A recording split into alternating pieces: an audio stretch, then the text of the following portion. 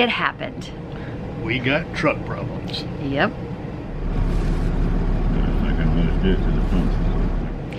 Hi friends, I'm Amber. I'm Paul. Welcome to our channel. Our truck problems threw a wrench in our travel plans. Yes, and it was an expensive fix covering 2 states. But before we get into that, let's back up a little bit.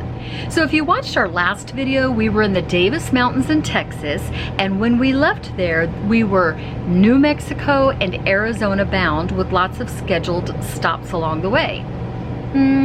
Some of those happened, but most of them did not.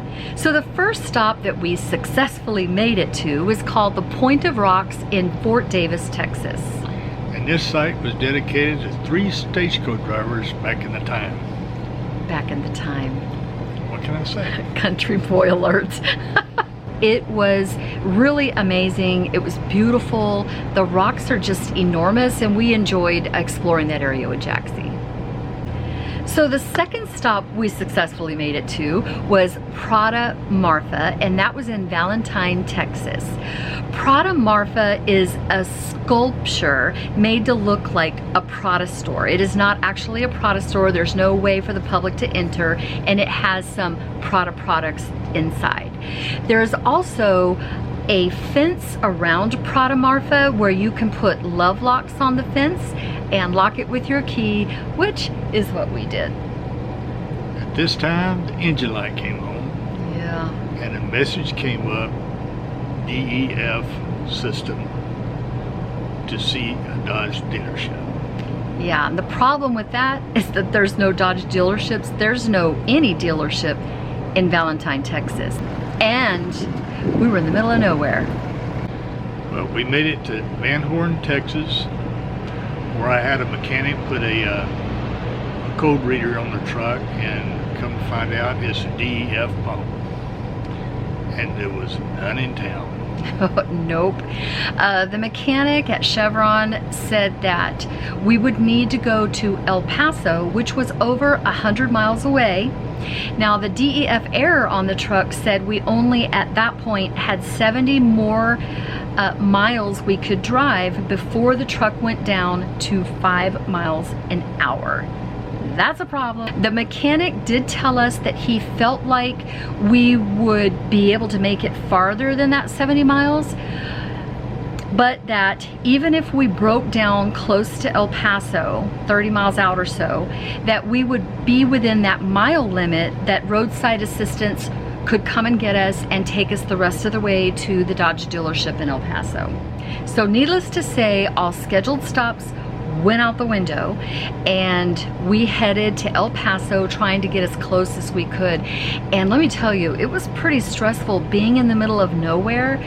As it started clicking that 70 miles down, getting close to 0, we just didn't know what was going to happen, and we weren't getting good service on our phone. So when we were on our way to El Paso and had a little bit of cell service, I was able to get through to the El Paso Dodge dealership, told this person named Andrew on the phone what our problem was, and he said that he was going to check to see if he had a DEF pump, because we were coming in hot. Okay, we had problems. I did ask him if there was an RV park near their dealership, and he was so great. He looked it up and gave us one that was just a little over a mile away. So at this point, I was able to call and get through to the RV park, and they did have a space available for us that night. However, they said that if we did break down on the way and had to have a tow truck pull our Airstream, that they would not allow a tow truck with our Airstream in the park. So this was very worrisome to us, because if we did have a tow truck driver with our Airstream, we didn't know where to take it. So while Paul was driving, I was praying that we were going to make it, and we were in a very vulnerable situation. Also, we've never been to El Paso, and we just didn't know what we were doing at this point or what was going to happen. So we made it to the RV park. The problem is going to be when we shut the truck off, I think it's going to click over to 5 miles per hour. So I think what we're going to try to do is get it unhooked without just leave the truck running, get the Airstream hooked up, and then try to make it to the dealership, which is literally a mile and a half down the road. That's the goal for now. We got the RV hooked up. We left Jaxie. We put on a security camera. Hated to leave him there, but if we have to take a taxi or something back, they may not allow a dog. How you feel, babe? We made it. Yeah, now just get this over with. I want to get this over with so we can get back on the road. Yeah. It's 4:19 p.m. So, since we talked last, we were given a Lyft ride, dropped off at Enterprise. Enterprise didn't have any cars. So we ordered another Lyft drive that took us to the auto part place that has the part. The part was $1,700. We got a discount, a little under $1,300. We took another Lyft from there back to the dealership that has our truck. And now we're waiting for a Lyft to take us back where the Airstream is. And then we'll be home. It's been a really long day. It's been a very expensive day. I think so far we've paid, we haven't even paid to have the truck fixed yet. So we've paid about $120 at an RV park until Tuesday morning that we don't have any memberships with, but it's only a mile and a half down the road, thank goodness. We paid $1,300 for the part. We've paid about $65 in Lyft fees. And we still have to pay to have the truck fixed. So it's turning out to be a very expensive day, and we're pretty much tired. We haven't eaten since breakfast, and we've been running around, and that kind of makes you feel like I just want to be home. So it's all going to work out. It's just one of those travel days that is a little frustrating. We don't know what our total amount of money that we're going to be paying is. That is a little bit stressful. It's going to be okay either way, but the unknown is very scary. And when you travel full time, you pretty much live in the unknown, right? So this is one of those days for us, and it's going to be all right. Hi guys, it has been 2 days since the last clip that I made, and we were waiting for a Lyft to pick us up from the dealership. I think that was it. Anyway, we made it home. There's not a whole lot to do here. And so yesterday we pretty much stayed in the house, and I'm just gonna say I never got out of my pajamas. I just chilled. We're taking Jaxie for a walk right now. We're gonna do some laundry later. Tomorrow morning they're supposed to, which is Monday morning, they're supposed to work on the truck. Let's hope that they do, because we're really itching to get back on the road. We have so many fun things planned, but for now we have to be patient and really hope for the best with our truck. So that's what we're doing.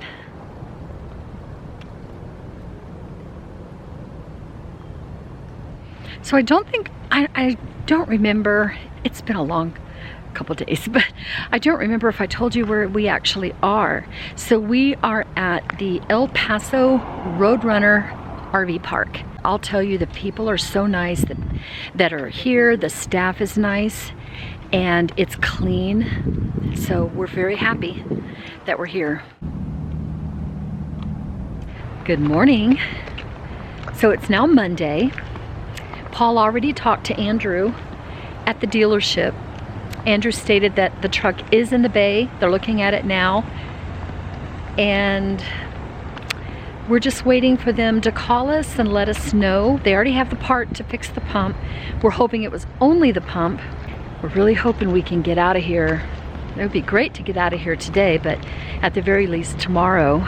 The most important thing is that the truck gets fixed so that we can get where we're going safely, right?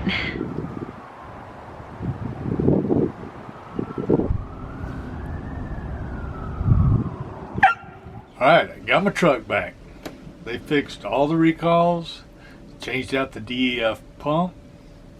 I got one more problem that they couldn't do at the moment.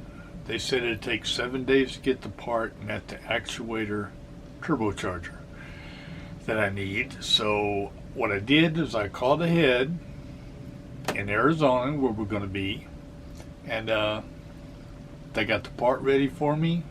I got it scheduled to go in the shop, so we're all set. Out of all this, the RV part, done all this unscheduled stuff, cost us $21.50 to do all this. But that's all part of the RV life. Also, we do not want to forget, because we were so grateful to Andrew. They were wonderful, from texting to helping us get a Lyft driver, which we have never done and we're not familiar with, to even asking us, because they knew, you know, we were not planning on stopping here, that we had, you know, an itinerary to travel through, even asking us if we had food and drinks and everything that we need to really just take care of us. They have been incredible, and Andrew's communication skills and customer service has been spot on. So we want to give a shout out to Andrew. Thank you, Andrew. We love you. And man, when we were very vulnerable, you really took good care of us, and we so appreciate you. Thanks a lot, Andrew. So once we got our truck back, we went and done some shopping, get some groceries and stuff, and then went back to the Airstream to get it ready for the next morning to head out.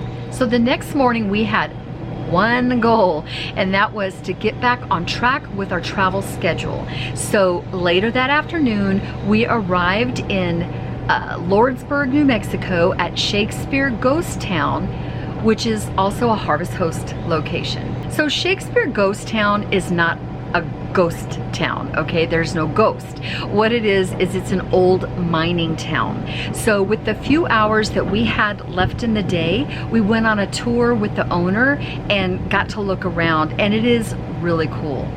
Yeah, it was. It was really cool. Just the old stuff there from back in the day, like Paul says.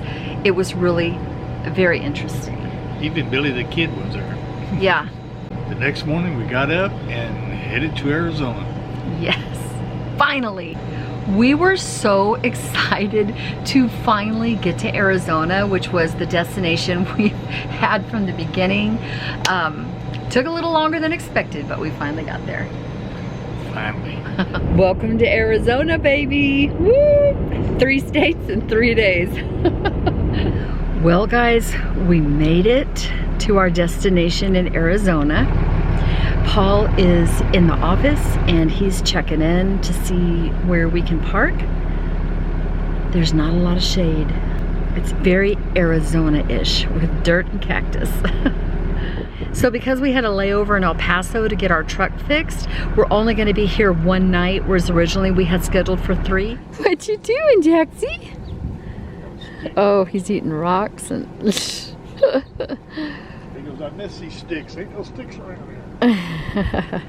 This has been a pretty solid travel week.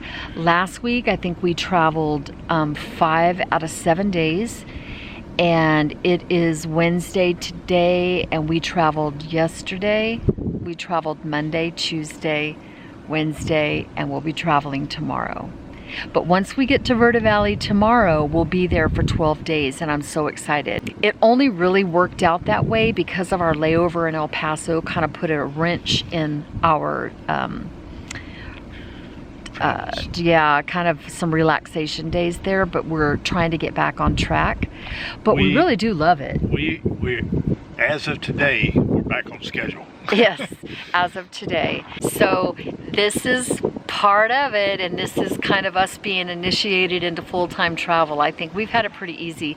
Now is more like reality, because we certainly don't want to make it seem like it's all rainbows and butterflies. There are some challenges. You do have your problems every once in a while, so yeah, you just got to deal with it. Just got to accept. You've got to know that this is really what you want to do, so that when this stuff comes up, you're like, okay, well, this is just all part of it. Otherwise, you're going to be like, I'm out. We hope you like this video. If you do, please give it a thumbs up. Subscribe to our channel if you haven't already. You guys, if you're traveling, travel safely. If you're not, we hope you're enjoying our adventures. We love you guys. Don't forget to live simply, dream big, and do life. Bye, everybody. Bye. Mwah.